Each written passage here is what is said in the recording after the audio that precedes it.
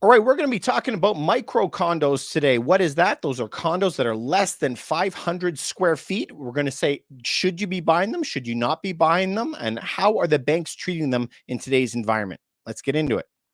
We're going to be pulling up today the article that is talking about this. This is in the Toronto Star. You can go look this up. Lenders cautious about micro condo mortgages, but financing options are still plentiful, is what they are saying. So, micro condos are condos that are really small, under 500 square feet. So, this article goes on to mention that Canadians are eager to buy a home as the real estate market cools and might find themselves considering micro condos. Now, what are they? They're very, very tiny. They are normally under 500 square feet. Brokers say many banks' underwriting policies limit how small a condo can be, typically 400 or 500 square feet. All right. So, is this a speed bump? Absolutely, says the guy over at Rate Hub. It might limit your pool of lenders. Yes, sure. So, you know what? We could just go from there, you guys. So, everybody wants to get into the real estate market. Everybody always wants a piece to get a piece, right? But you have to take into account that little jump from a 400 maybe to a 550 square unit place. If your bank is saying that under 500 requires all these extra steps for you to get in, possibly that you have to have a larger down payment, possibly that you're going to have to pay a higher interest rate because of higher risk to the bank. If you now have to pay a higher deposit and a higher rate and maybe go through all these extra steps, you might as well just go and buy that 550 square foot one, the one that is just over the limit, you know? And why do the banks not really want to lend you on that? Well, let's go back to the story and hear what they have to say. Um, he says here, it doesn't mean that you're out of options. Um, where was it? I'm sorry, guys. Here it is. Lenders are cautious about small condos because of marketability. If lenders have to take ownership of the condo because of the borrower is defaulting on their mortgage, they reason smaller properties could be less attractive to prospective buyers. And you are correct. Once you go into a really, really small unit, it's very few people are willing to live in that. So yes, students are willing to move into those really, really tiny units, but they're not really willing for a couple to move into it. It's not very easily for somebody with a kid to move in it, even a pet, because it's so tiny. Because that resale isn't really there as strongly, then there tends to be a lot of people that don't want it. The banks don't want to deal with a very unique property. They want something that is going to be very marketable to everybody. So, for me, if I was looking for a unit myself, I would talk to my lender, talk to my mortgage broker. Hopefully, your mortgage broker has many different lenders that you're dealing with. And if you can talk to all of them, get his input. If he's telling you that you have to put more money down and pay a higher rate and it take longer, you might want to consider maybe borrowing an extra 10,000 from your mom and dad and stuff just so that you can get into one that is just over the limit so that it can get through really, really easily. Remember, under $500,000 in Canada, you only have to put 5% down if you're moving into it yourself. So that's only $25,000. And then you can move into the property.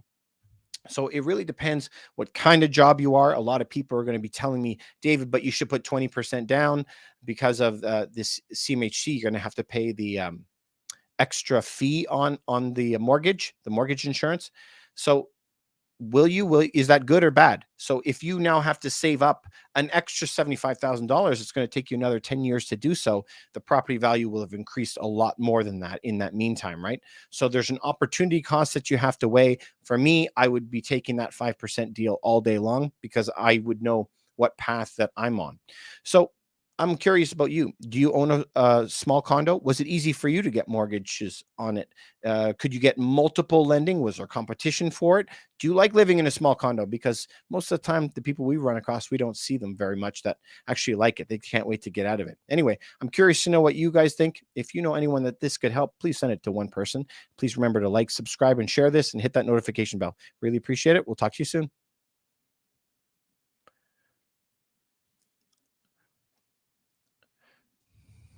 Mm. Hey, guys. If you guys have any questions on micro condos, I'd be happy to help you on them. They're very, very popular here in Toronto. They're very, very popular, but you know what? They're not really good. I love 1 bedroom, 1 bath units. I love them, and I love 2 bed, 2 bath, but I can't stand the micro units. They're really, really small.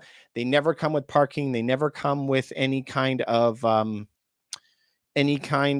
locker in there. The buildings aren't usually very good that have them. They don't have good amenities for those types of units. So for me, I try to stay away from them. Where are you on the ladder, though? If you are just starting off and you're just trying to buy a unit at the very, very beginning, I have no other choices. Well, then, yes, I would do that, right? But it's really up to you. If you do things the way that we taught you, your first unit would never be a 1 bedroom condo downtown Toronto. Never. But that's where you would want to end up. Now, let's go back to 2020 at the beginning of the health crisis, because we had this awesome story. This guy, he was looking to buy. He had a big company. He was way outside of the city of Toronto. And he says, David, what do you think about me buying way up north in the Muskokas, the cottage country? What do you think about me buying something like that? And I said to him, buddy, that is a great idea, but prices are up like 50%. And he was like shocked. 50% up. I'm like, yeah, because everybody during the health crisis was all moving up north, all trying to get more space, living out of the city. Okay. So he didn't want to follow the herd. Instead, what he did is he bought a small unit right inside the city. He says prices were down at that point by 40% in the city. So why would you buy in the area that is up 50%? Why not buy in the area that's at a 40% discount? So he bought right down Toronto, right near the theater district. He bought right next to the theater district and said, I'm going to fly into Toronto, could drive here if he wants. And he's just going to have a fun weekend of going to see the symphony orchestra, watching some plays. That's going to be his vacation spot, not necessarily way up north. So always try to work against what the popular opinion is.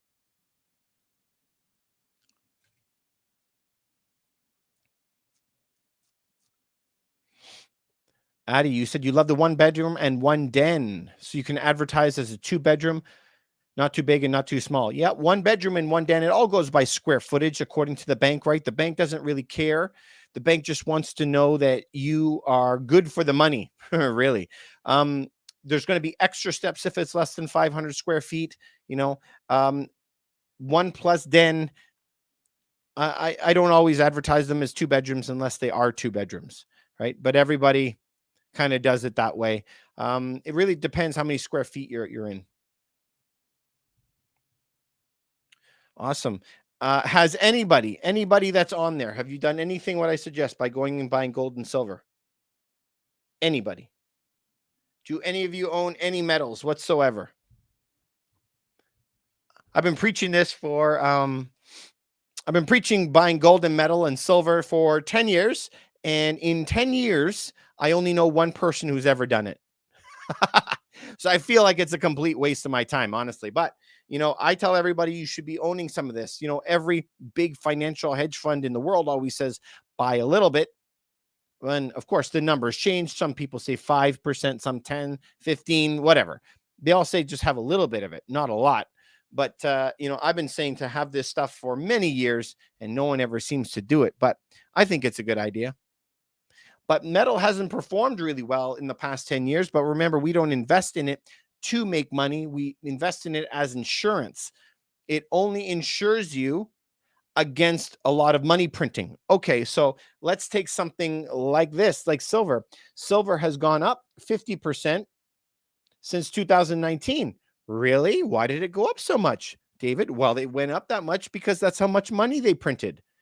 So if you feel that the government could print a lot more money, then something like this could save you. You know what I mean? And this is heavy. This takes up a lot of space. So, what we do is we buy these. This is about the same value. One of these is worth about this. They're about the same. But gold and silver, they're very different values. But good question, Addie. You're buying Bitcoin thanks to me? Booyah! I love it, Addie. Good job, man. I like it.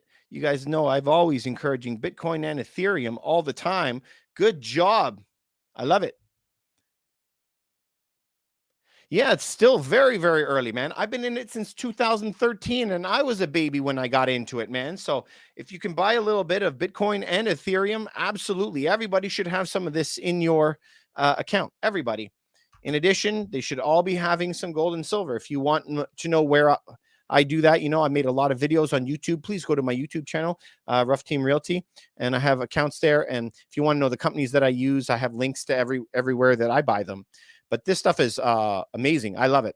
But normally, remember, this stuff is 70 to 1, 70 ounces of silver to 1 ounce of gold. So basically, if I exchanged one of these in, I could get 70 1-ounce coins. That's essentially what it would be, right? But you can buy it in bulk if you wanted to buy one brick. That's where you can make some money on that. But you know what? There's always opportunity. You can always make money in an up market, in a down market, in a sideways market, in a dark out market, in a light market. I don't care what it is. There's opportunities everywhere. It's just, do you want to look hard enough to find it? And so even when you're saying, do you want to buy houses? Yeah, I'm always interested in buying houses. Even in today's market, I would be buying properties if I could find it. Addy, so this goes to exactly what I'm saying. I'm saying good market, bad market, all over the markets. There's always good deals to be had. Exact same thing in crypto. And you said you're dollar cost averaging. You should be dollar cost averaging for the rest of your life into your stocks, into your Bitcoin, into everything else. So if you're talking about dollar cost averaging into Bitcoin and Ethereum, I'm saying that's the exact same thing I've been doing for silver for 13 years. I keep buying it, gold and silver. I keep buying it and buying it and buying it until there's going to be opportune time to sell this at the top and buy properties with it. That's what we're going to do. And we're going to continue to do that. So what do? You can go to crypto.com or ShakePay or something like that. If you're in Canada, you can set a limit. You put in your bank account number, say, I would like to have $20 of Bitcoin every week. And you just plug it in and then you leave it and you never touch it again. Just let it go. So it's buying on the way up. I bought some at the high. As it's dropping, I'm buying every week, all the way down. And then when it starts going up, I'm going to make some there too. I actually still think that Bitcoin has a lot farther to drop. So I don't have any big purchases going in right now. I just have a very small amount going into it every single week. But I also have an opportunity fund. And when the time is right, that's when you're going to dump a lot of it in. For some strange reason, Bitcoin and Ethereum, if we look at it, they are kind of built to be the anti-stock market, anti-real estate, anti all that other stuff, right? This is supposed to work opposite. So if the stock market is dropping, Bitcoin and Ethereum are supposed to be going up. It's supposed to work in the opposite. So if I'm seeing the stock market fall and Bitcoin and Ethereum fall, I don't want to buy too much of it. But as it rises up, okay, so once we see a bifurcation of the two, when it splits, when the stock market keeps dropping and more people put money into Bitcoin and Ethereum, as this goes up, I'm going to be putting money into it when I see it separate. If they're moving in lockstep together, I'm not too interested in it. But keep putting money into it, man. That's amazing. I like it. Keep going. Don't stop.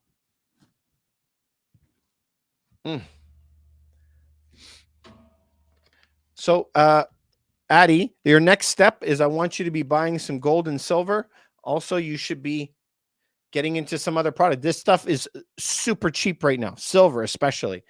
If you had one thing that you had to buy today and put it in a locker and never take it out for 10 years and leave it there, I would be buying silver. Why do I love silver? Well, gold is purchased a lot by banks, right, to back up their currency. But silver is used a lot. Electronics, solar panels, EV cars. This is really useful. It conducts electricity extremely well. So this stuff will always have some value. Just be careful where you buy this. There's so many fakes out there. So many fakes. if you go to a lot of pawn shops or you buy it off of some guy off of Kijiji or eBay or something, these things can be very, very faked. They'll look like identical. You can actually go and buy one of these on AliExpress for $5 and it looks identical.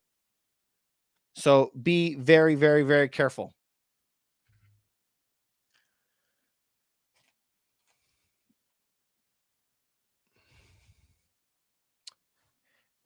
Addy, there's only 21 million Bitcoin and more than 500 million miners in the world.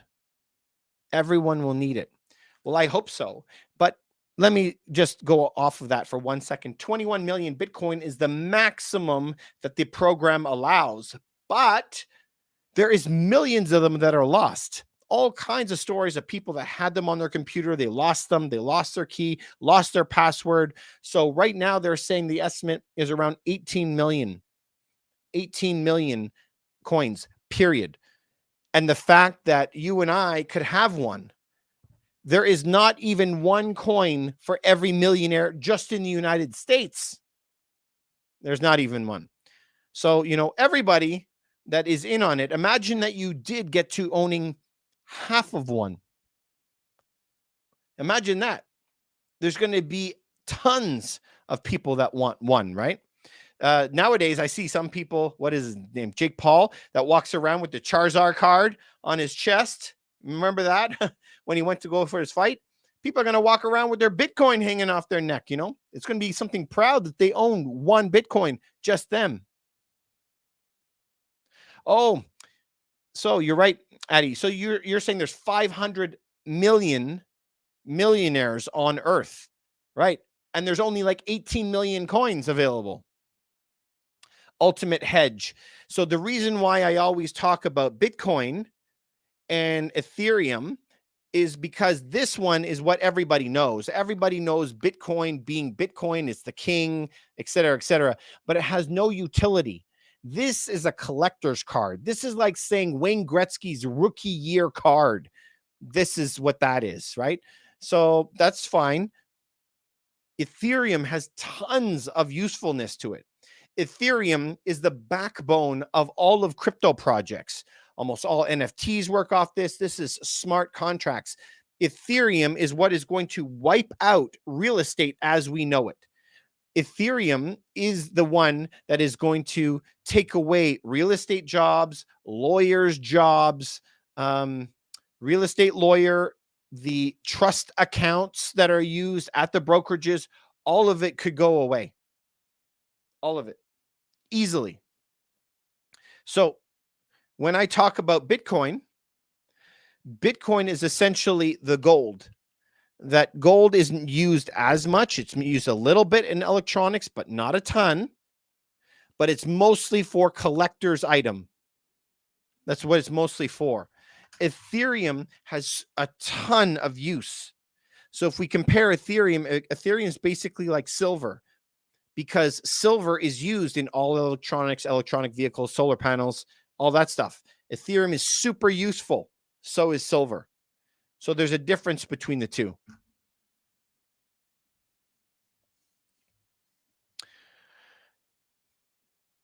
Zeppy, with your snappy comment here, you don't even have wealth like that. What does that mean? Let's break that down. What does that mean? Don't you hate it when someone comes in and hijacks your live with a question like that? So my point is silver has a ton of utility and has a ton of wealth. So if we go back in time and look at it, the $1 used to be, what did it say? $1 silver redeemable for upon demand. $1 silver redeemable on demand. Pretty awesome, right? So you could at any time change a $1 bill for one coin. At any time, 1 ounce coin. See, it was called $1 silver on the top. $1 silver. So when we look at something like that, what is it today? $1 silver is now worth $45. So what happened? The silver didn't change. The coin is exactly the same. It's they printed a lot of money. They printed a lot of dollar bills. They no longer will exchange the bills for coins. That's the difference. So storing your money away in paper does not really make sense over the long term. Make any sense? Cool. You guys on YouTube, if you want to comment as well, you can. Feel free to jump in. I'll answer any of your questions that you have.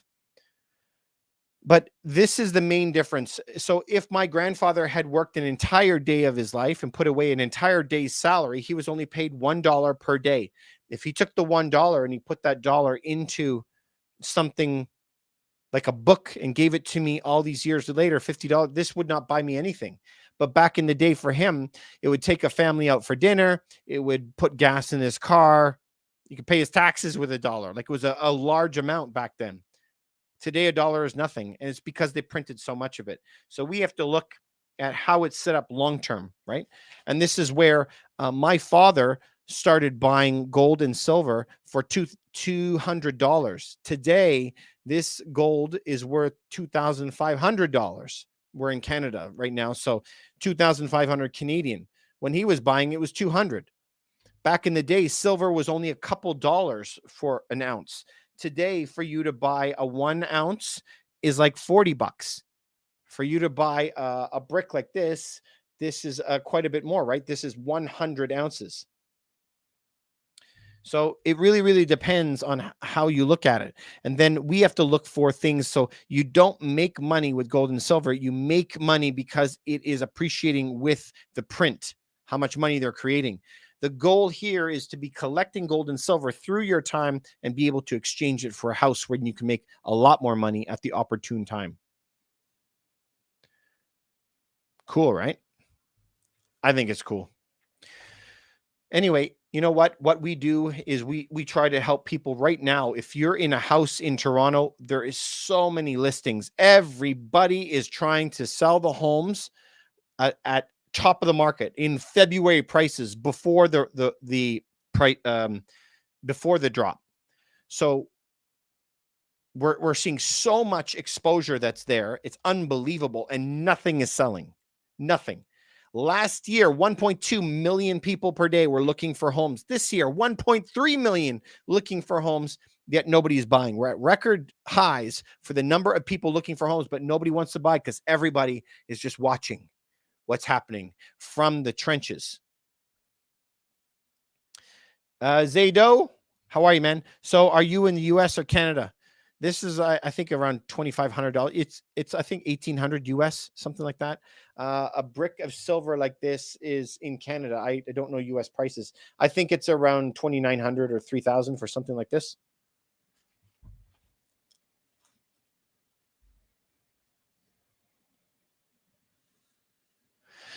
Adi Koopa. Okay, you're a wise guy. You've been around the block. You own a lot of real estate, which is great. You said, however, ETH is too big to fail as a layer one, and many coins are built on it. I got to tell you, I have a little bit of trigger inside of my soul when anyone says too big to fail for anything. Now, I do agree with you. ETH is the basis of a lot of coins that are out there, like tons and tons of coins. I am partial to it. I love it. But whenever anyone says too big to fail, I feel like 2009 all over again. You know, I get crunched up. So who knows? I never trust anything. That's why I never put all my eggs in one basket, right? But I do think you're right. There's so much that's built on it. I doubt it's going to go nowhere, but the prices could drop a lot more. I still think that Bitcoin could drop easily to 10, 12,000 US. Cynthia on YouTube, you're in Canada? Awesome. Thanks so much, man. We're talking about how to build revenue streams today. We started off by talking about condos. So as everyone knows, I'm a real estate broker. I live in Toronto, Canada. I operate all around the Greater Toronto area, and we consult and advise all over North America for people to build wealth. So we kind of deviated. We were first talking about micro condos, the small 1 bed, 1 bath. Everyone knows I love them. 500 square feet and above is where we tend to go. Always just over that line to make it a little bit easy. Hi to G$D. How are you, buddy? Thanks for coming on TikTok. So we always recommend that you be getting into gold and silver. This is a small portion of your portfolio. You never put all of it. And then the other part, Cynthia, is that we're going to be putting in some Bitcoin and Ethereum. The rest of our money, we always have to have an opportunity fund open somewhere, ready to deploy. You have to have an emergency fund in case something goes bad in your life. You need to have a fund set up there. And the rest of it, we're always looking for cash flowing real estate. We're writing a new book. I'll let you guys know when the new book is available. It takes forever to write one, you guys. But it's called Every Dollar, All Credit, and Every Minute. And if you put everything you have into generating income, then you could retire if you want rather quickly. We just had a client call us this week. He was from Vancouver. He's able to retire in 4 months if he wants. My own brothers, 2 of them, could retire today if they played it the right way.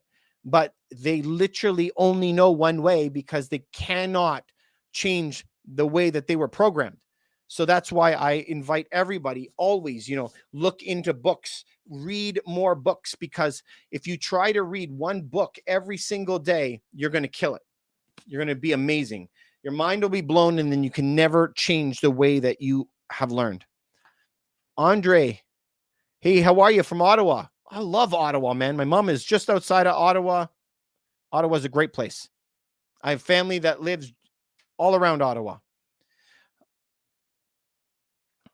Cynthia, you're looking to buy a bungalow in Oshawa next year to renovate in the $500,000 range.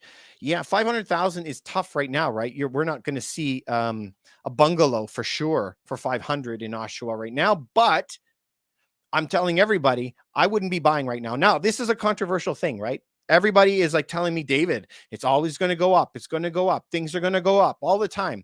And every realtor that I see on TikTok and YouTube, they're all saying, everybody wait for the fall boom. And I always say, okay, why? Because they're being sales guys. You got to buy now. You got to buy now. You got to buy now. But sometimes that's not what you need to hear.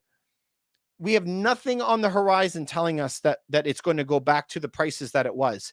The way that we get back to the prices where it was back in February is if the interest rates go back down to zero, the war is solved immediately, the whole world is friends again, everybody's sitting around a campfire singing Kumbaya, and I don't see that happening anytime soon. So I think that it's going to continue downward. We have a lot of bad data coming in September and October about the food shortages.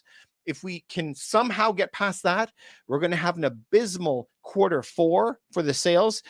Read about Michael Burry and the bullwhip effect. So important that you read about that. And once you read about that, and that's all reported in January and February, I really think that Q1, the end of Q1 and Q2, we're going to see some really low prices, and you don't have to wait for long.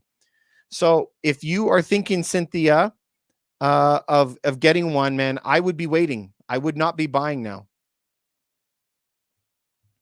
Hey, Jeremy, how are you on YouTube? Thanks very much for coming by. Market here is tough. It is tough. We have different areas, right? Toronto is a massive city, millions of people, but there's a lot of areas that are down 35, 40, 50%. They have dropped huge. So we're seeing a lot of damage that's happening, but the damage that is here is only here because people cannot afford to refinance their property. That's the big thing. Andre, Ottawa is going to do pretty good. If you are in like a 2-bedroom, 2-bath condo in Ottawa, man, baller. I would be keeping that.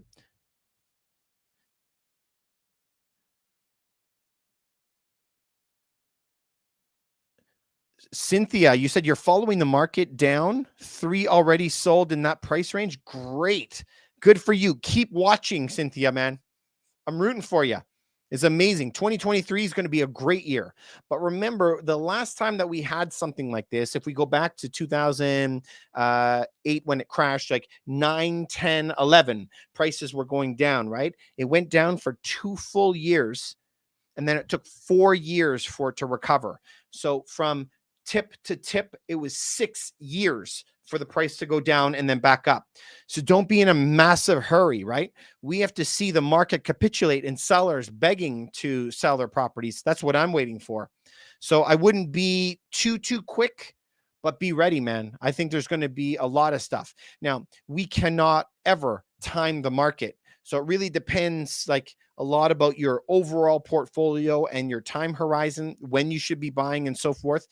But if I only had one property that I needed to buy, I probably wouldn't be waiting until Q2. I might have to wait until the end of next year to really see some blood in the water. If you were trying to buy 3, 4, 5 properties, then you could kind of slowly pick them up and dollar cost average through the bottom. Jeremy, you live in the United States. Very cool. I'm wondering, do you live in a big city on YouTube? Jeremy, do you live in a big city or do you live in a small city? And how are you seeing it? Like, are you seeing property prices drop?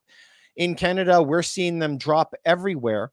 But in Canada, we have a special thing where when you qualify for your rate, they add 2% to the top.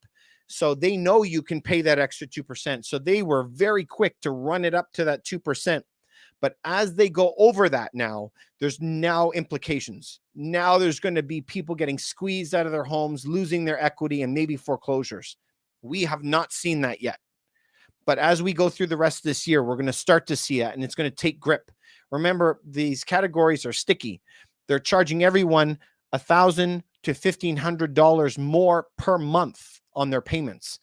And people do not have that much money in reserve. So as the time keeps going, and they keep on having to pay $1,500 every single month, in addition to the gas and food and everything else, it's going to run people out. Some people had 3 months reserve. Some people had 6 months. Some people had 9. Great people have a year. But what if they're charging you an extra $1,500 a month plus all the other stuff every month for a year? Then what? You're going to see more and more and more people tipping over. Cynthia, you said that you bought your first house in 2017. I see 2023, my second. Nice.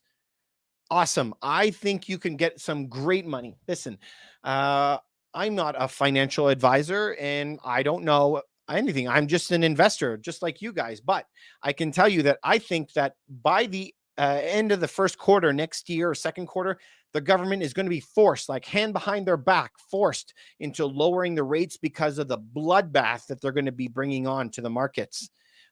When you have millions of people losing their properties, they're going to be on the roads, right? They're going to be protesting.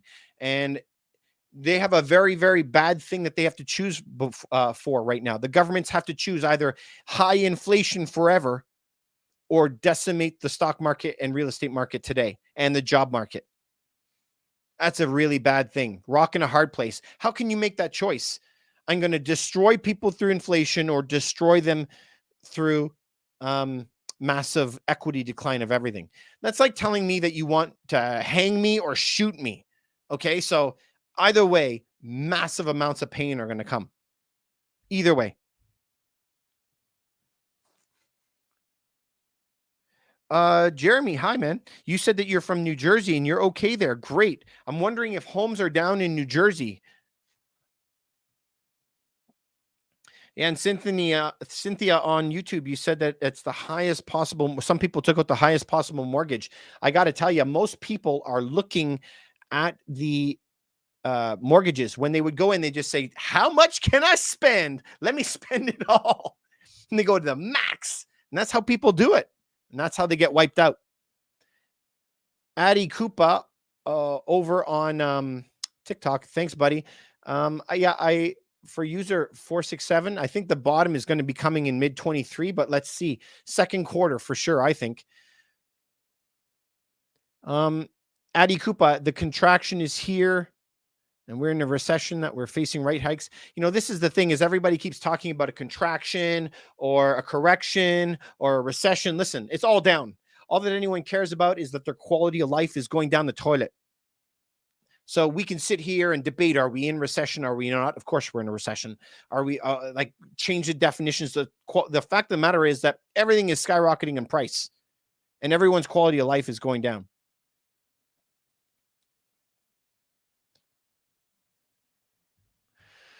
So Addie, you mentioned, I don't think it will last long with the rate hikes. I believe the government will start doing again the money print. So I agree with you. They're going to have to continue to print money, but historically Canada always follows the United States. So if we follow the United States, almost always 92% of the time, we're probably going to follow them again. I doubt that there's going to be much change between the two, but I think that they're going to have to start printing rates. But what did happen at Jackson Hole this week? When Jerome Powell said the rates will go higher and they will stay higher longer, everybody banking on us switching and pivoting soon are sorely mistaken. They are going to stick with it for the long term. And that's when the markets dropped 1,000 points. So that's where to be careful.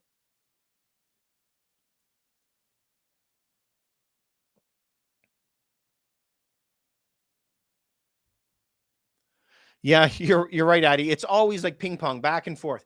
We print a lot, turns us into a recession. Then they print a lot and turns us into a recession. But if we go back and look at the charts over time, the debt just continues to pile up nonstop. It doesn't matter if you're Democrat, Republican, liberal, or conservative, or whatever. Everybody is printing too much money. Listen, the politics is very inflammatory. Everybody gets riled up about politics like crazy. But guess what? The rich bankers, they don't give a damn what political party is in there. They don't care. If we go back far enough to the Rothschilds, those were some of the first central bankers. They were lending money to both sides of the military, both armies. If the English were fighting the French, they would give money to both sides because they were making money. They didn't care the outcome. They didn't care if people died. They just needed to make more money. So that is why I am always trying to suggest, instead of just looking down party lines, try to go read some books like from Ray Dalio. This book is amazing. Try and go read this book. These are my top 2 books of the year by Peter Zian. The End of the World is Just the Beginning. Read these books because it'll change your life. Hey, you guys, can you give me some likes if you like this stuff, if I'm giving you any benefit whatsoever? Jeremy over on YouTube, you said that gas prices were very bad. They lowered, but not too much. Food prices are outrageous. Yep. So, this all goes back to where we are in Toronto, for example. Home prices went up 46% during the entire health crisis that we had over the past couple of years. So if it went up like crazy for 2 years, 46% up, do you think it's a coincidence that we printed like 46% more money? Of course. And gold and silver is up about 46% as well, because that's how much more money that we printed. It's about how much money is printed. That is the main thing. So just go to, if you're in the United States, look up M2 money supply. If you're in Canada, you can look up the exact same thing and look at the money supply curve and follow that. That is more telling than anything that they're going to tell you. The whole joke about them talking to you about CPI, or I like to say CPI, oh, don't worry, there was no inflation last month. Are you kidding me? Joe Biden came out and said there was no inflation in the month of July. Are you joking me? Every one of us adults, man, we could be adults here, have been going to the store, seeing that the cost of steak and seeing the cost of everything is going through the roof. So what on earth are we supposed to do with that? Of course it's going up.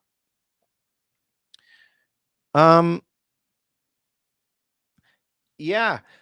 Cynthia, can I talk to you about what you have there? Oh boy, I got all these comments on TikTok. I'm coming right back to you. Cynthia, you're mentioning that Ray Dalio is great, okay? Ray Dalio is the bomb. He is awesome. Okay, so this book right here is The Changing World Order. And in this book, he says China is coming for everybody, and he's going to take over China is going to take over the planet. Yet Peter Zian, one of the world's top geopolitical advisors, says that China is finished. China is over. So this is where you have to try to really expand your mind and read different opinions and then come to your own conclusions. What I found, though, is a lot of what Ray Dalio said was looking backwards at China's track record so far, whereas Peter Zian talks about demographics of the world, and he's looking forward 10 or 15 years. He's not looking backwards as much. In the book for Peter Zian, he doesn't have as many charts. He doesn't have as many charts as Ray Dalio does, but there is some charts in it talking about the energy futures and so forth. So I do suggest to read that book. I'm going to jump over to TikTok because you guys are throwing me a lot of good questions. User 467. It's only been really bad for those who bought in the last couple of years. Prices bottom at pre-COVID prices. Okay, so already today, where we are in August 2022 is the same price that we were at August 2021. So yes, the prices were skyrocketing in 2021 and they've come crashing down, but we're still only where that is. So will it only sit at where pre-pandemic was? I doubt it. I think it's going to crash a lot more than that. Looking at all the other economic factors, the world is in a supply crunch. We have no food. We have water damages everywhere. We have no inputs. We have no manufacturing. Everything is delayed. There's threats of war everywhere. Europe is going into crisis. China has 66 rivers that have burned out. A lot of the rivers in California cannot even farm anymore. That's banned. All kinds of bad stuff. I cannot see it. In 2019, we were sitting pretty.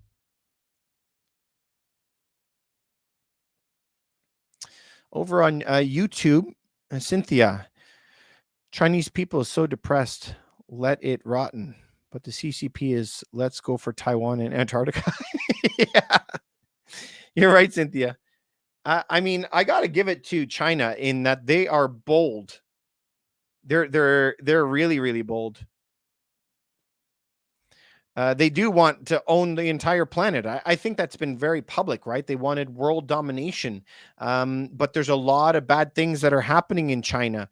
Um, it's not a country that I would want to move to right now, mostly because of the authoritarian state. I like a little bit more freedom, but you know what? Uh, I'm happy for anybody wherever they want to live. But I think that going to war, it always is bad for everybody. Nobody really comes away good. So let's just say that Russia does beat Ukraine, okay? Well, Russia lost 1 million people in death and they have so much debt. And then all of their equipment, their military equipment's gone. Then they were going to want to replace it. Billions more, all on the backs of people who are just trying to make a living.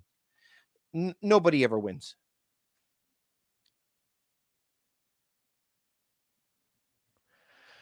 Um, User 467, you said speculators will be out and investors will come in. So listen, man, there's always speculators and there's always investors in every single market. Even today, we're working with people who are speculators and people who are investors, always. But everybody's always trying to time the market. Anybody who's trying to time the market, whether it's buying gold and silver, whether it's buying crypto, whether it's buying houses, nobody can time the market. Nobody. Go read like Warren Buffett and Charlie Munger. Nobody can time the market. So it's this consistent purchasing over your lifetime, which is really good. And he says, when it is raining gold, you run outside with a bucket. And I think that time is coming. Which area in Ontario is cheap for buying a house and best for appreciation over the years and good rent? Uh, it really, really depends what type of buyer you are. We have people right now who are buying in London. We have people who are buying in Windsor. We also have a couple buyers who are buying in Sault Ste. Marie. Um, I had a buyer who was buying in Kingston, one that was buying out in Cornwall. So we have people all over the place, all over Ontario. I don't think Ontario is the best place to be purchasing right now, but wherever you think. Where are you thinking of buying in Ontario?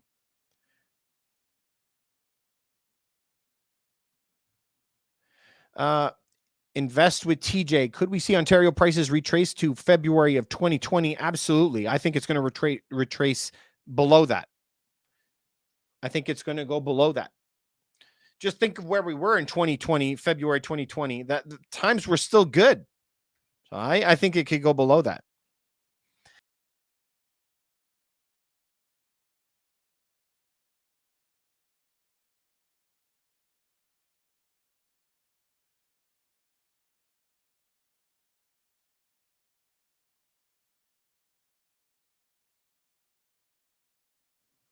Cynthia, sorry about that. I hit the wrong button.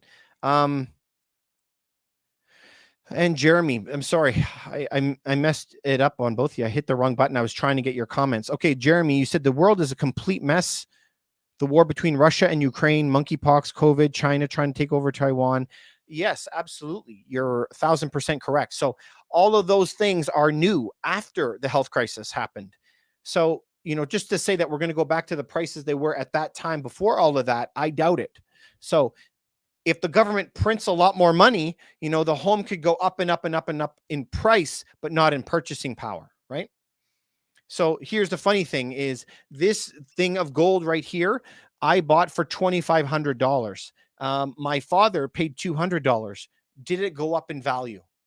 That's my question. Everybody would say, yes, it went from 200 to 2,500. But if we converted this into loaves of bread, this would have bought back then 400 loaves of bread. And today it would buy 400 loaves of bread. So did it go up or down in value? So the only thing that changed was the number attached to it and how many currency units, but how much it bought in food was the exact same.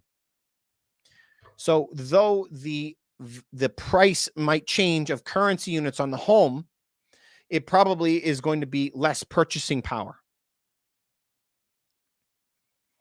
Jeremy, you're saying food prices, gas prices, house prices. Yeah, everything's up. Cynthia, Ontario is not landlord friendly. Absolutely. It is very, very poor. It's not the worst. I believe the worst is Quebec. Quebec could take you 2 years to evict somebody for non-payment. They could live in your condo for 2 years for free. Shocking, right?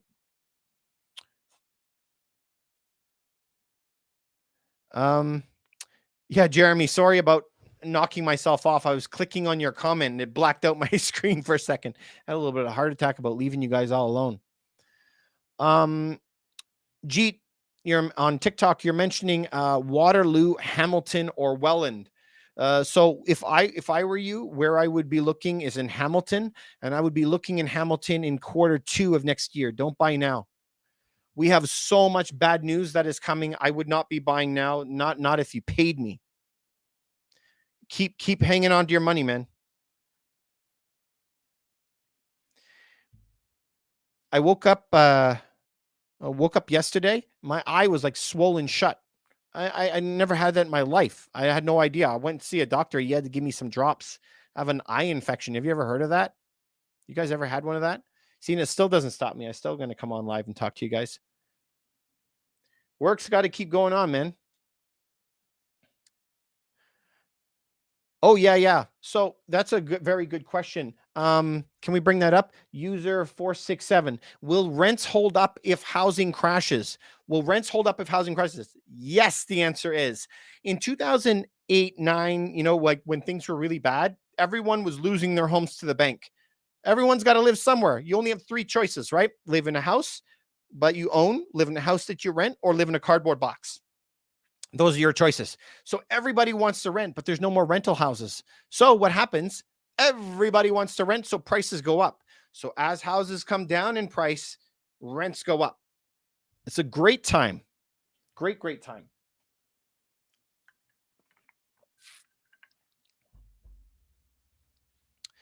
Oh, invest with TJ. TJ, you've had that? It sucks, man. For anybody who thinks that it's easy, I feel for you, man. It's brutal.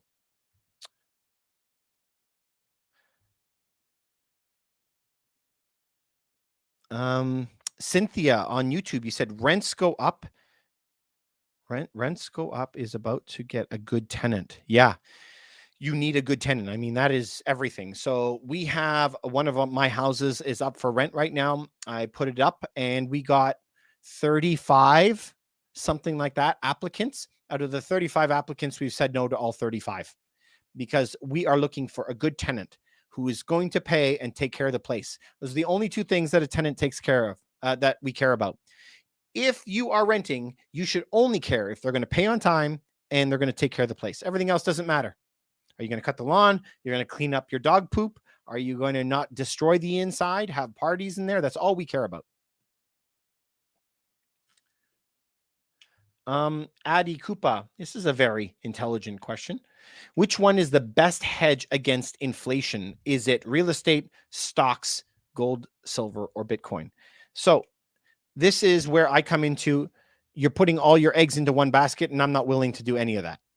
So I do almost all of that. So I have real estate, stocks, gold, silver, and Bitcoin. I have all of them. So I think the magic here is always, what is the mix? What is the mix? You need to have 6 months, 9 months of emergency funds stocked up somewhere. You need to have like 10, 20% of your net worth in a portfolio waiting for you to release the Kraken to get into some kind of real estate, we go after cash flowing real estate all the time. We do have several stock accounts where we're accumulating that. I still do gold and silver and Bitcoin. But I'm going to answer your question, Addie. If I had to, this moment today, at the end of August 2022, what would you be buying today that is the cheapest? I would say silver. Silver is the cheapest I've seen right now. It's the third cheapest in history that silver has been right now, if you look at it as a value, the gold to silver ratio. So normally gold to silver is around 70 ounces of silver for 1 ounce of gold. And I think today it's around 90. It is awesome. So I think everybody should be buying some. And because it dropped so low, you can see I purchased a new bar here for 2022. I got one of these this year. So I think that you should be getting in more silver today. It's the only thing that's really cheap. Invest with TJ. Calgary dropped $100,000 now. When do you think would be a good quarter time to invest in Calgary? Good question. I love Calgary, by the way. Calgary is awesome. That place knows how to treat landlords. And listen, if you want low rents as a tenant, if you are a tenant, you want to go to a place that is encouraging landlords to come, right? Everybody would want that. So I think Calgary is awesome. The same time that I would be buying anywhere else is the same time I'd be wanting to buy in Calgary. We fully expect that end of quarter one, quarter two next year is going to be the best time. But we got to wait and see. A lot can happen between now and then, right? But as of this moment, with the information that we have today, I would be waiting until quarter two. Don't do it now. Adi Kupa, you guys are, oh man, look at this. Okay, so I'm going to be talking to both of you, okay? Adi Kupa on TikTok, you mentioned, what are your criteria for screening a tenant? And Cynthia over on YouTube, you said, how do you choose the tenant, the correct tenant? You guys both asked the same question at the same time. So I love it. Here's my first answer. I don't do it. I don't do it. Why would I want to do it? I'm an investor, right? I do not deal with my tenants ever. I don't want to. So I'm going to tell you what I learned is, as an investor, I cannot be the guy to change toilets. I cannot be the guy who's called in the middle of the night to go and fix something. I don't want that. I hire property management to deal with all of my properties. Okay. Number one. But number two, I am a broker. As you know, I operate all around Toronto, all the way from Oshawa to Niagara Falls up to Barrie. So Cynthia, if you want to be looking at some properties out there, me and my team would be happy to help you. But we do a lot of buying for investors, and we also rent it out for people. So I've done it. I know what's involved. So these are the conversations I have with my property managers before we're going to go do it. How do you advertise, first of all? So are you only going to advertise on realtor.ca or realtor.com, like the MLS in the States? Are you going to put it on maybe Kijiji or Craigslist or anything else? Like, where else are you going to advertise? Some of them have their own websites. Their own websites are weak. They'll have hardly any traffic going to it. So that's not where to do it. I normally have to pay an extra fee to advertise it myself. Okay, so now that you do that, now we're going to be starting to look at the tenants. And I ask them, what do you do to screen them? Because I tell them in advance, I don't want anyone with pets, usually, because if they have big dogs with big claws, they usually ruin all the floors in the house, and the floor has to have completely changed. We've had it before. We had cats in, the cats pee a lot inside, and we have to rip up the floors again, sometimes parts of the wall. So we've had some problems with that in the past. So if they have a pet, we'd have to negotiate if we're allowing them to have pet rent. So they have to pay a higher price. How much? 30, 50 bucks more on a small condo per month because of the damage that their pets bring on. Okay. Then we have to talk about smoking. We have to talk about age groups. So what would you typically like? I want somebody who's like a, middle-aged, who's a teacher and very quiet and is going to take care of the place and not give us a lot of problem. Obviously don't want a lot of parties and so forth. So our property management go through and ask about pets and kids and size of the family and everything. And if you have a small house, like we have some small properties where 6 people want to move in, that's 6 times the showers, 6 times the laundry. And so the machines burn out really fast, costs you a lot more money. So we're taking all of that into account. We also want to know their jobs and their credit scores. So the credit scores, you normally want 700 and above, and you want a really good credit history. In addition, for their income normally has to be 36 times rent. 36 times rent. If you're in the United States, it's 40 times rent. So for our friend Jeremy down in New Jersey, over in New York, it's 40 times rent.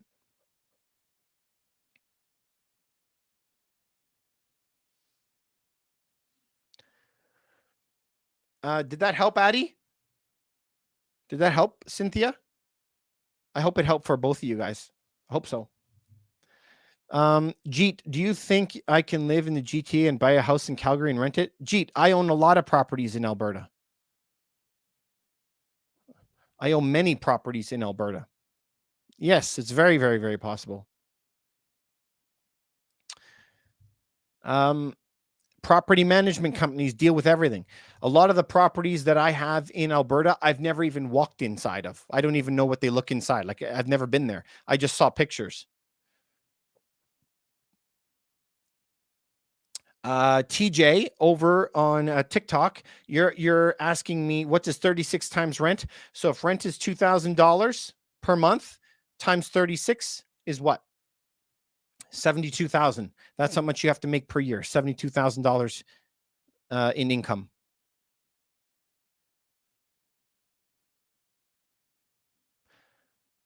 Yeah, so you just wrote what if rent is 2,000, so income has to be 6, so 6 times 12 is 72. So you're right on.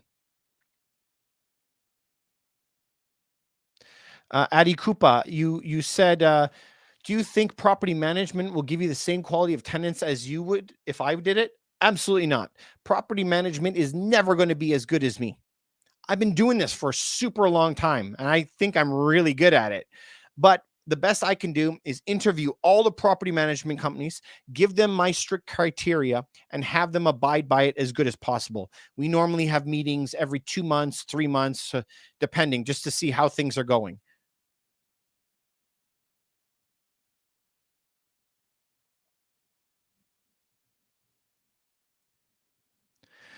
Cynthia, story time. Tell us if you messed up with a tenant, what you didn't see that now you put double attention. Okay. Yeah, so you had a tenant that was a foodie. I got to tell you that you can judge a lot from people when you go and meet them when they're going for the property. So, some of the agents that I've met, it depends on the type of landlord that we have as well. But you can look a lot at people, and it's not always nice to judge, but you only have a couple minutes. And when you have a house that's worth $1 million, you have to be looking after that house the best you can. So when I have people come to see me, if they show up 20 minutes late, does that tell you something about them? Yeah.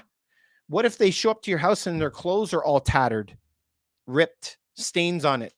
I've had it where people are coming in and they really stink. Like, unfortunately, everyone can do what they want, but like they haven't bathed in a long time. I've had it before where I look at their credit score and I can see missed payments everywhere. I contact their other landlord before, and they're telling us run. It just happened last week. Run is what he said, away from that tenant, to stay away from them. So you're just trying to pick them up and ask questions. Where are you working? Oh, I'm waiting for a new job. Where are you working now? They'll tell me. Well, have you been there long? No, I was without a job before that. Like, it's never one thing. It's just about this whole collection of things that you're talking to them about over the time. But it is tough. You need to have somebody that has something to lose. Now, I'll tell you the worst story time, and this is on one of my own properties, a property that I own, not one that I did for somebody else. I'd left it to my property manager. They said, David, we want to rent it out to this one guy. He has a disability and he is paid by the province. The province pays him a check, and the check a portion of that check automatically comes to us. So I'm guaranteed to have the rent. I didn't like it. I didn't want it, but we ended up doing it anyway. And then there was more and more problems. This one guy, you think that he would be super happy that we rented it to him. Over the time, over like a couple months, he called us about 15 times. He said, we have bed bugs. We had it inspected 3 times. There were no bed bugs. The furnace broke. Went there. The furnace was fine. The fridge broke. We went there. The fridge was fine. Then he said the toilet broke. We went there. He had flushed an entire chicken down the toilet and broke all the pipes underneath. Then he called and said that the bathtub was clogged. I mean, this went on and on and on. Finally, the thing that just destroyed it, police arrived, massive fights on the street. They go to look in the backyard. He had let 3 homeless people move into the backyard. Those 3 homeless people started sleeping on mattresses under the tree, and they were pooping in a pail. I get this email saying that all of these people are living in the backyard of my house, pooping in pails. You imagine what the smell and what that's like on the street? Unbelievable. So we had to have them evicted. Fortunately, we were able to evict them within 2 weeks. Never doing that again.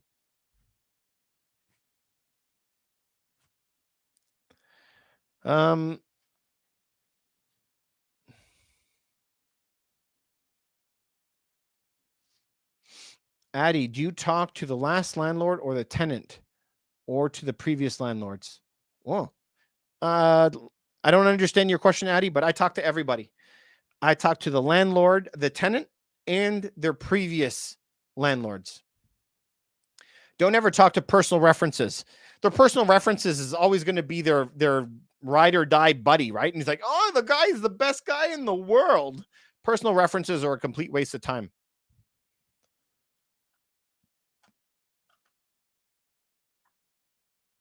Yeah, Cynthia. Yeah, we've had some rough ones. All right, Cynthia, I got one more story for you. You want to hear another good story? Addie, do you want to hear a good story? Well, I mean, it's actually a terrible story. So I got this agent that was working with me, and he had to fill this unit. This guy is a very wealthy guy. He has units all over the place, okay? All over. The guy took somebody with no credit and no income. And he goes, I need the money. I need the money. And what is my suggestion? Never go after the money. You're going after good tenants. The money, you'll have problems. No credit, no income. The guy moved in. You had to pay him like 3 months up front. He never paid again. If he never paid again, guess what he did when he got his letter saying you're going to have to leave? Of course, the guy lived there for over a year rent-free because of the great laws, right? So the guy that is renting it out, he's like horrified now. He's not getting any money. He's paying the mortgage. Then think of this deception.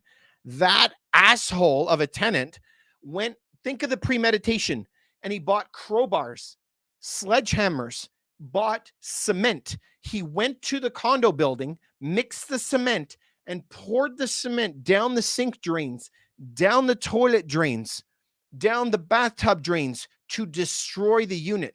He then proceeded to take a crowbar and the sledgehammer and pull up all the floors, smash every wall, pull all of the wiring out of every wall, broke every window, broke every appliance. Massive demolition. He caused $250,000 of damage to the one unit. The unit, and how much money do you think he wasted in the building? He poured cement down the drains of the condo. There's over $1 million damaged on the condo building. Now, guess what? He has no money. The guy's broke as a joke. So when he goes to court, the judge is like, I fine you all the money you have. Well, conveniently, it's zero. So everybody pays now. This guy that rented out the place is out. So now what happens with the condo building? The condo building has to sue the owner for renting it to him. Now he's got to fight. His insurance company's got to fight the building's insurance company. Oh my God. It's like, it's going to be 10 years. It's absolute nightmare. And this happened last year, 2021. Crazy. Be careful who you rent to. Do not take the money. Careful who you rent to, always.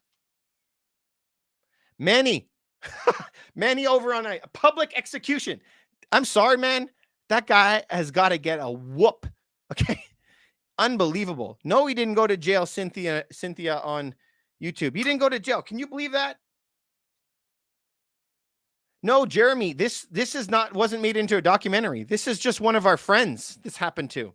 But you're right. It does happen often. This level of hatred, this happens often.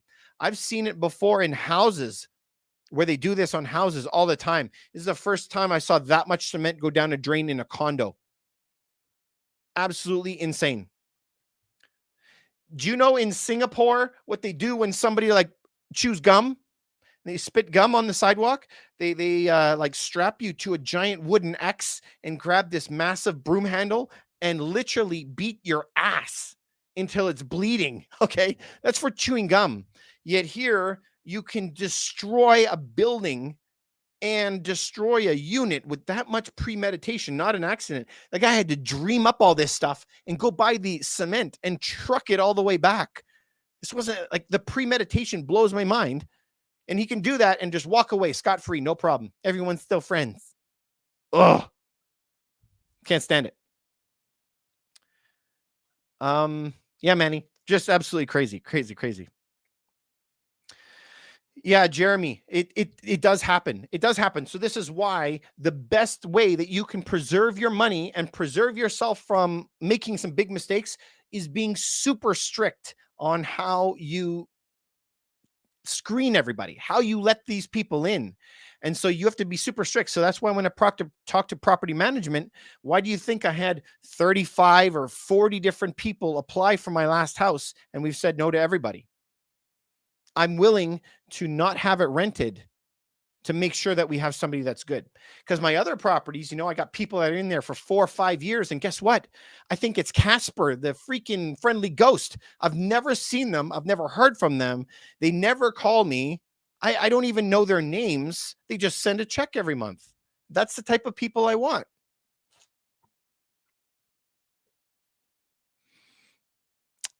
Cynthia, in my country, Peru, if you put hand on your mom, you get beaten up by the village. Yes, Cynthia. Until the police rescue you, and sometimes they rescue you half dead. Oh man, I gotta find one of the moms in Peru to come and beat these tenants' asses until they're half dead, and the cops have to come rescue them. Cynthia, you're hilarious. Woo. Thank you for that one. That made my whole night. In Peru, you just let your mom beat him up, and then the whole village beats them up. Ah, man, do you know what? Maybe that's what Canada needs, okay? A good couple of community beatings, okay? When somebody hurts somebody deliberately, especially, maybe they should just get like a royal can of whoop ass on them. Oh, that's so good. So good. Anyway, nightmare stories, man, across Toronto, across Ontario, across Canada. It's all the same. You got to be really strict on these guys. So this is where you have to be careful where you buy, right? Because in Ontario, you could be 14 months living in this place for free. You could just decide not to pay anymore, and they don't care. They're not going to, the tenant board is not going to kick you out. Okay. In Quebec, you could live in the house for 2 years for non-payment. Oh shit, that's really bad. Okay, what about the Maritimes, like New Brunswick? You can live there for 2 months, like a month and a half for non-payment. Okay, that's a lot better, right? In Alberta, you can live there for 2 weeks before you get kicked out. So now that we see these differences across the country, you got to really be figuring out, where should I be investing? I got to invest where it's safe. To our Jeremy friend down in the States, up in New York, you could live there for years without payment. But if you go down to Florida, Tennessee, Arizona, Nevada, Texas, like all those southern parts, mostly Republican places, they're all very pro landlord. And they're like, if you don't pay, you got to go. So we got to protect us as landlords. When we're going to buy properties, we want to buy in landlord friendly jurisdictions. That's it.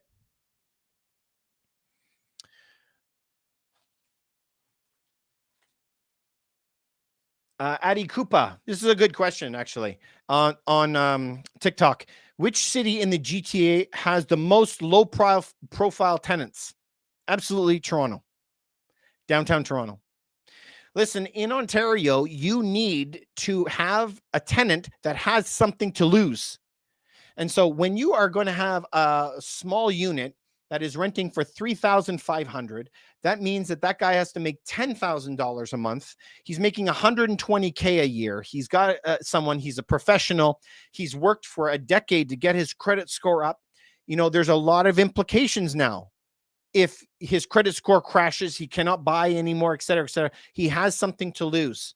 And so when you have real professionals, I'm thinking of this one place that we rented out at Yonge and Bloor, great place. Both of them were dentists. They both are making $150,000 a year. These people were serious. It's a perfect tenant. You'll never hear from them. They work a lot. They make their money. They're quiet. They just pay their money. They don't want any trouble. Toronto, big cities, high profile, high value tenants are amazing. Jeremy, over on YouTube, you said, I'm lucky the house I live in is the one that your grandparents built. Awesome. When they passed away, my dad took advantage of that and bought the house from your aunt and uncle. Cool, man. So your grandparents lived in that house and your parents lived in the house and you live in the house, man. 3 generations in one home. Awesome, man. My great grandparents had a home and my grandparents bought it off of them. And I really thought that it would stay in the family one more generation, but it ended up stopping. But it was a wartime home, was nothing to it. A really, really cheaply built home. But yeah, that's really cool that you have that kind of history in your home. Awesome. Hey, you guys, if you're on YouTube, please think of following me. I'd really, really appreciate it if you could follow me on here. I'm trying to get to 1,000 people. I don't know why I don't. I'm just out there trying to help everybody day to day to help them not get completely demolished in this real estate market. We want to help people do better, right? I'm a realtor and a broker for the Greater Toronto region, but what I do is advise and consult people all over North America on getting more money through gold and silver, through Bitcoin and Ethereum and other things like that. A lot of other strategies. Jeremy, you live near the beach too. Oh man, double win. Living by the water is the best. Amazing, amazing. Adi Koopa, how do you deal with rent increase if you want to increase it more than the rent control? You can't really do that, Adi Koopa. So for those of you guys who are not in Toronto, or wherever you are, sometimes the government sets a certain rate that you can't raise the rent above. And then that's it. So if you're in Toronto and somebody says to you, I want to live there for 10 years. Well, that's probably not somebody that you want to rent to, right? Because the rent control, you're going to lose a ton of money. You kind of want your tenants moving out every 2 years so you can bring the rent back up to market.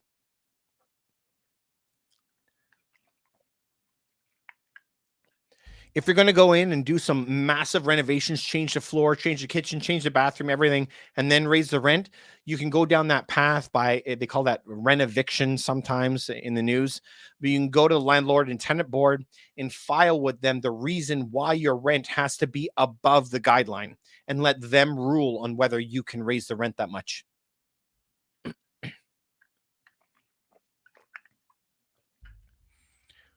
You guys got me talking a lot. Did I provide you guys any value? I hope so, man.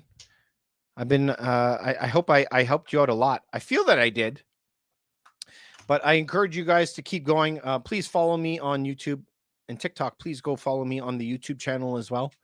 I really appreciate it.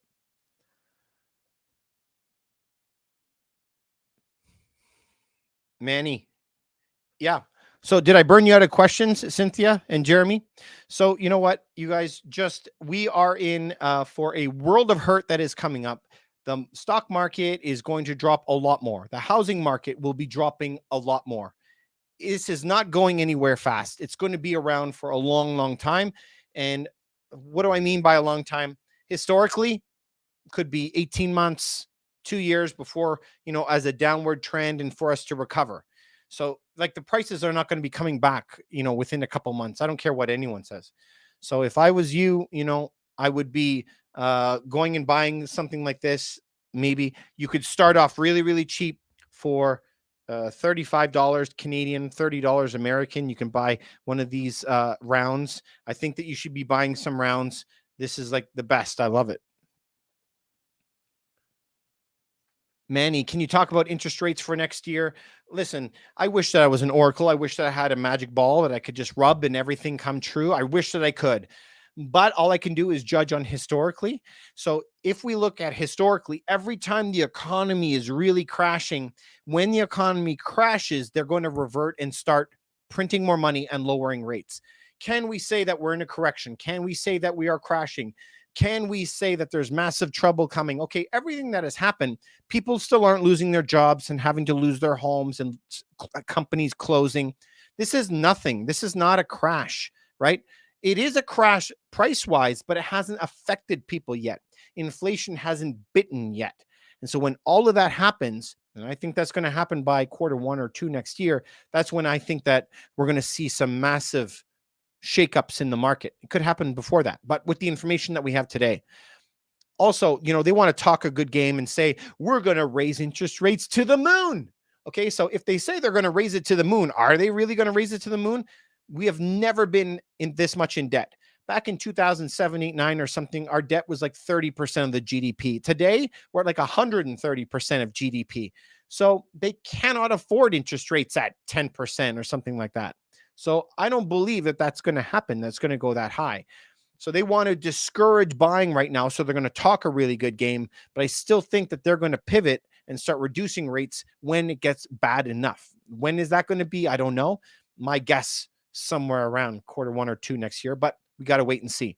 The thing is I can't choose a precise date, but if you look at historical things, and that's where, if you get to reading this book by Ray Dalio, this book is amazing, and he's always looking to the past to figure out what's happening in the future. That book is amazing. Blow your mind. You've heard that if you convert a single family to a legal duplex, it's considered a new build, not from 2018. I don't know about that, Adi Kupa. I'm not really sure. If you change a single home into a duplex, is it considered forever new construction? I don't know about that.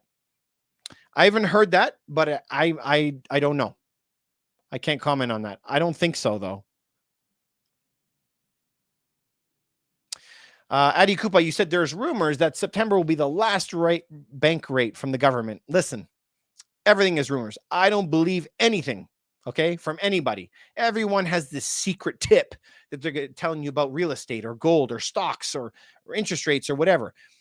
I have a lot of friends that work in mortgages and work in banks, and they're all telling me, David, it's going to be 0.5%, 0.75%, 1%, 1.25%. Everyone has a different number with inside information. I don't believe any of it. Listen, I look at macro trends. If you want to figure out what is going to be the next rate, we have no damn idea. But if you read a book like Ray Dalio, at the end of this book, The Changing World Order, if you read a book like this, then you can see the macro trends, and the macro trends always work out, but those micro ones don't.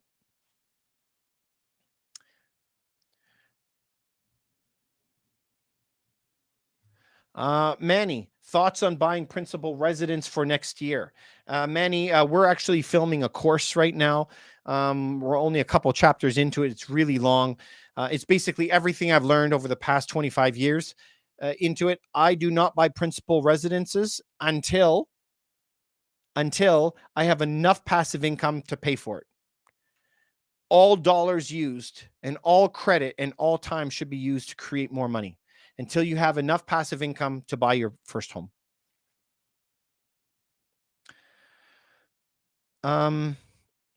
Going back to YouTube, Renitent, what's the house market in Canada? Your name is Sarah, by the way. So yeah, the housing market is depends where you are. Big cities, like many millions of people, those cities, the prices are dropping very bad. So we have areas that homes are 3, 5, 10 million, and they're all dropping like 50%. But those properties that are 1 million are only going to drop 25%. And the properties that are 500,000 are not losing at all. So if you go to different parts of the country where homes are cheaper, they may not be dropping very much, or maybe only 5% or something like that. So it really depends where you are. We operate out of a massive city, so there's all different areas. The prices are dropping everywhere. Cynthia, you're saying that the price can't go much farther. Is that what you mean? They can't drop much farther? I think they can.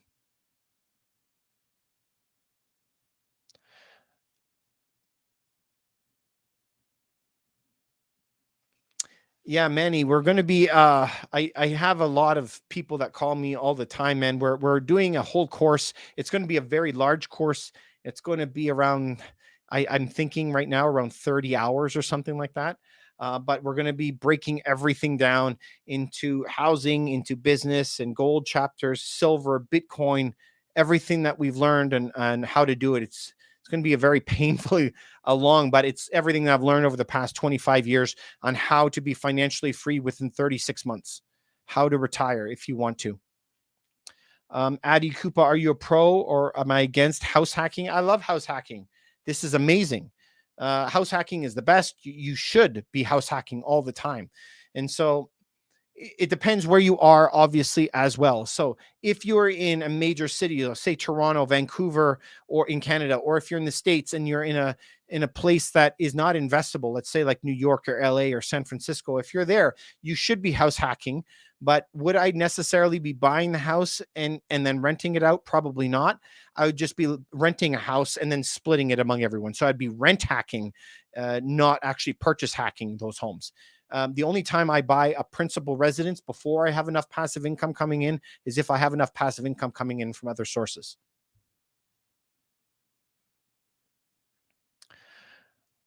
Manny, I'm going to be launching this course on a couple different locations. They're going to be up on Skillshare, Udemy, and my own website on Ruff Team Realty. I use Kartra, and Kartra can house your courses on there.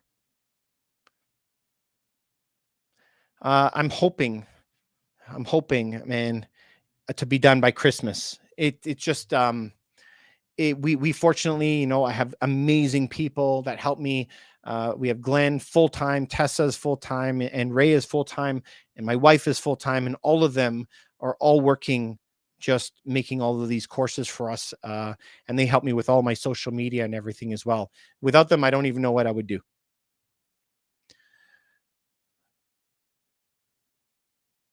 Oh, Cynthia, you're saying on YouTube, you're saying that the prices can't go much higher, like interest. They can, and they're going to probably. I mean, they're doing everything that they said. Right in January, they said they're going to be raising the interest rates. If they are going to be raising the interest rates, where how high? They said, well, by the end of the year, Fed rate will be 3 or 3.5%. So we're at two, or between 2 and 2.5. So they're going to be raising it a whole extra 1% minimum. So they've been doing everything that they said they will, and I actually think they're going to do it. So what would that bring interest rates to for mortgages? It could hit like 7% for fixed mortgages, even 7.5.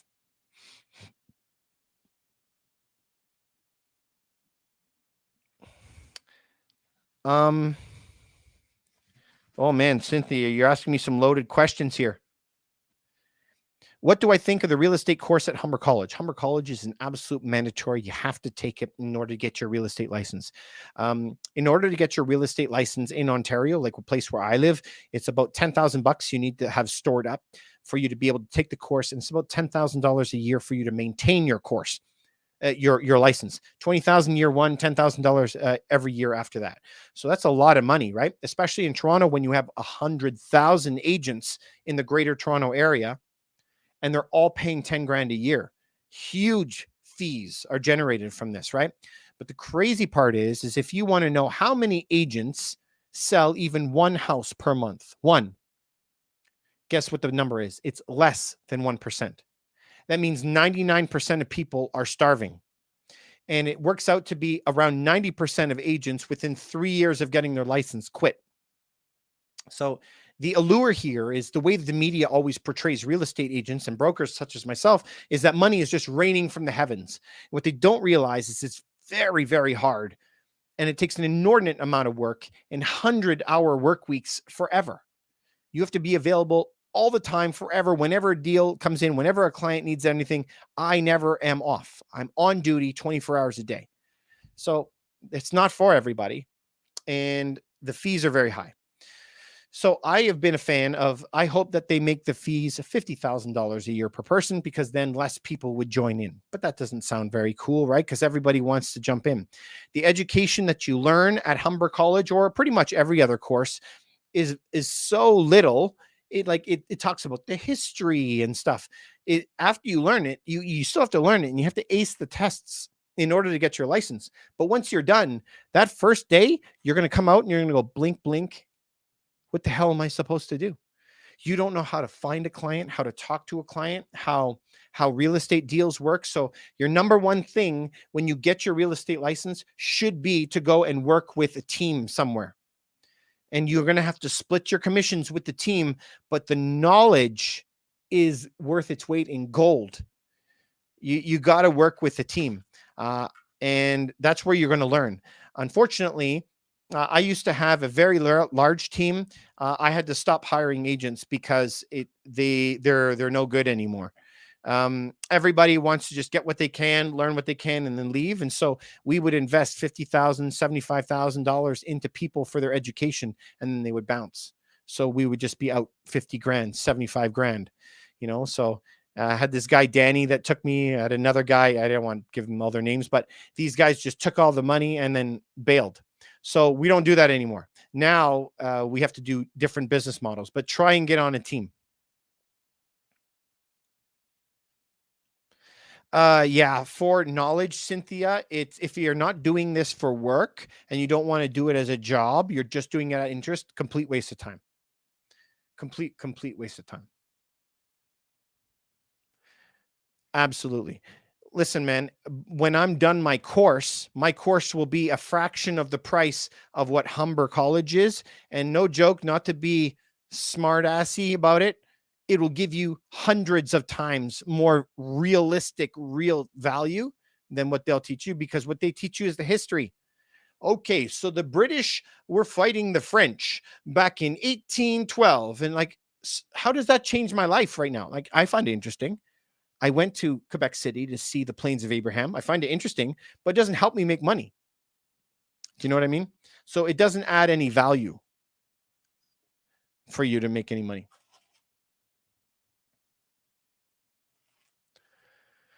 Invest with TJ. When they lower rates during a recession, how long does it take for housing to increase in prices?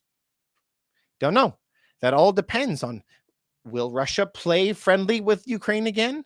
Will China come back to the fold and give a hug and sit around a campfire and eat s'mores with the United States? I don't know. But I can tell you historically, it doesn't happen fast. So if we go back to look at the last recession, from the prices, they dropped for 2 years and went up for 4. So it was 6 years to recover to the same prices that they were before. 6 years. So you got to be ready to wait 6 years for the prices to recover. Maybe. COVID, so TJ, you're saying COVID, it took 10 months for prices to increase. It did, but COVID was completely manipulated. So it wasn't an actual recession. It did drop, but they injected so much money. That's why it recovered. So the recovery wasn't because the economy recovered. The recovery because they decided to print a lot of money, but they printed money, which caused inflation. So inflation always hurts the middle class and the lower class and makes the rich class very rich. So your question isn't when will home prices increase again? It will be, will the government print money? That's what we have to look at. So will they print money again? Historically, they always do. That's what it all is based on. My sister is Cynthia. You said, my sister is a realtor in Peru. I am financially free because of her teachings. Amazing. Awesome, Cynthia. Good job. I love it. Story time of realtors is the real knowledge to financial stability. Yep, absolutely, man. Here's the thing. The more you learn, the less you know, and you got to be humble enough. So, like I said, I had realtors that worked for me and they're cocky, they're arrogant. I talk to people and they've been in the business for 1 month and they're like, I'm going to be a broker and I'm going to run the world. Okay. So that is less than 0.1% can do that. So you think that you're going to be that one. Now, I admire the zealousness to want to hit that level, but the reality is you're probably not. And so, when I started, as I was like, I know nothing. Please teach me everything. And now, after 20 years of building houses, knocking down forests, building homes, buying homes, doing commercial, residential, helping people build their portfolios, advising people all over North America, after 25 years, guess what? I still say, I know nothing. I still want to learn. And there's big guys that I can still learn stuff from. And so I think it all comes down to attitude. Someone like you, Cynthia, who's saying what they're learning is helping you so much. And I think that attitude is what's going to lead you to financial stability. I do want you to be so confident that you're going to make it and have that drive. At the same time, we got to be humble and go out and read books. I know that I don't know everything. My own siblings go, I know what inflation is. I know what it is. It means things cost more. Listen, bro, there's people that went to school for 20 years and still are scratching the surface of what inflation is. It's so complicated, that issue. So we can't dismiss it. Go buy books on it and read about it. You know what I mean? And the more you read about it, you'll find out the less you know.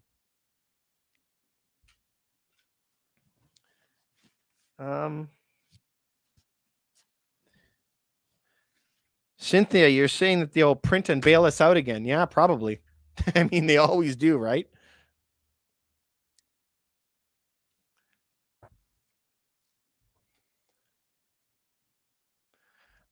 Invest with TJ. Good question. If they raise the interest rates by 1% in September, does it take 3 months for the market to react? No, it happens immediately. Immediately. Because anybody that's going to buy a house as of that day that the interest rate goes up, the banks will reflect the higher rate and they'll qualify for less money. And the banks will lend you less. It happens right away. It's not 3 months. That is a misnomer.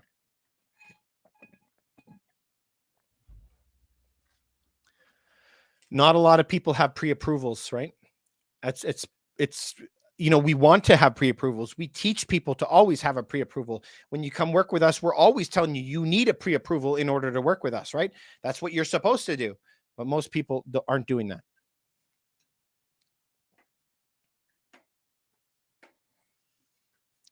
Yep. So TJ, it happens right away. 1% interest rate hike means 10% loss on your home. You can borrow 10% less, and it happens right away.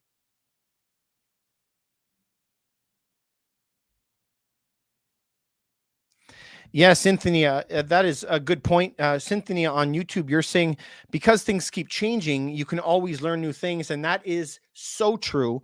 Do you know any of you have kids on TikTok, YouTube? You guys, a lot of people have kids, or somebody who has kids, right? What happens when you go away for a month and come back? You're like, oh my goodness, you grew so much. How did you learn that new word? How did you do that new trick? You feel you lost so much. I've even had it where my sister left for like a weekend and came back and go like, oh my goodness, I missed so much stuff. The same thing is in the market. The market is changing so much every single day that you got to be on top of it. Things are changing all the time. The different rules, different tax rules, different housing rules, and the strategies to make money. You got to be on top of it. So all of these realtors. So last year in Toronto, where I am, most realtor dense area in North America, in Canada, and the United States, by the way, most dense amount of realtors, more than 50% never even did one deal last year. And another 35% of them only did one deal for the whole year. They're not even practicing in real estate. So the idea that people would lay millions of dollars in front of them for them to manage for them when they have zero experience blows my mind. I don't get it.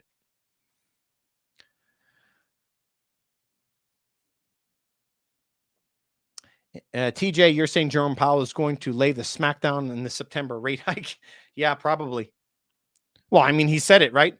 And Canada always follows what the US does, like 92% of the time. So if the US dropped the rate, increase the rate by 0.75, we're probably going to do the same thing. That's what we're expecting, right? Historically, we always do. And Jerome Powell has said he's going to continue to raise rates for the rest of the year until they hit 3.5% Fed rate, which means your mortgage rate will be 7%. So we'll likely see the same thing. Canada and the US are like tied at the hip, right? Everything we make in Canada, we send down to the United States. We're like cousins or something. So we copy them all the time. Woo, all right, guys. This has been a very productive evening. Thanks so much, very much for spending the evening with me. We've been a couple hours here. So this is kind of going to be our last call for the night, if you don't mind.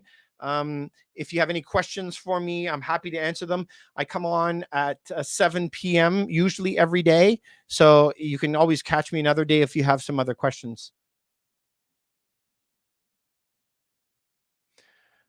Over in TJ on TikTok, when do you think commercial real estate will be impacted with the PPE loans expire? We are already seeing them getting impacted right now, commercial loans, and the commercials is going to be continue to be impacted over the next 2 years because they also cannot afford all these extra interest rates. Remember, commercial always has a large amount of debt. In addition, they have a lot of inventory and everything else, so the debt crushes them. Even 1% change crushes them. The transport for maritime travel, if the increase in rates go 1%, it would flatten most companies. So it's going to be getting affected over the next couple of years.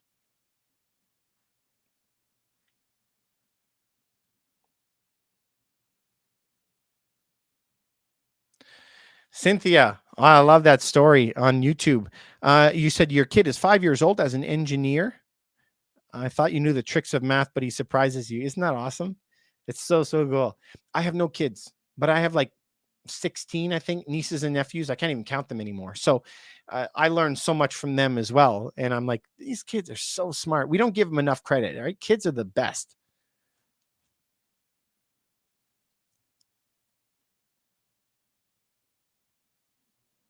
Jeremy, yeah, thank you so much for coming by from New Jersey. It was really nice meeting you. If you have any questions ever, you could send them over. You can go to my website, roughteamrealty.com. If you want, you can direct message me here on YouTube. Please follow me here on YouTube. I'd really appreciate it. And subscribe. On TikTok, please follow me on YouTube, you guys, and like this and send it to somebody. Manny, yeah, would it be worth buying commercial real estate in the next 2 years? It's worth to buy commercial real estate, but not within the next 2 years. It's probably in 2 years would be a good time, but we'll have to wait and see. It's not the time right now. TJ from Ottawa, thanks very much for coming by on TikTok. Really appreciate it. Again, please follow me on YouTube. I'd really appreciate it if you can. I hope you guys all learned something. You know, I've been doing this for decades, so for me, I'm used to it, but there's a lot of learning process. So it's about trying to accumulate knowledge and invest smartly for your future and get to the point where you only do things because you enjoy it. I enjoy helping people, but we don't work for money anymore, which is a good thing. So that's what I want for all of you, is to try to keep pushing forward.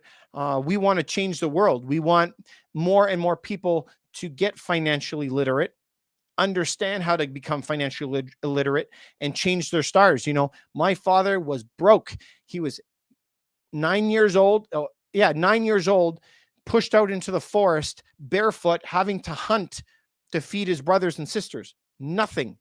And, you know, when I was 18, I was out in my condo. I couldn't afford gas. I couldn't afford food. I didn't know how to do anything. And look at me now.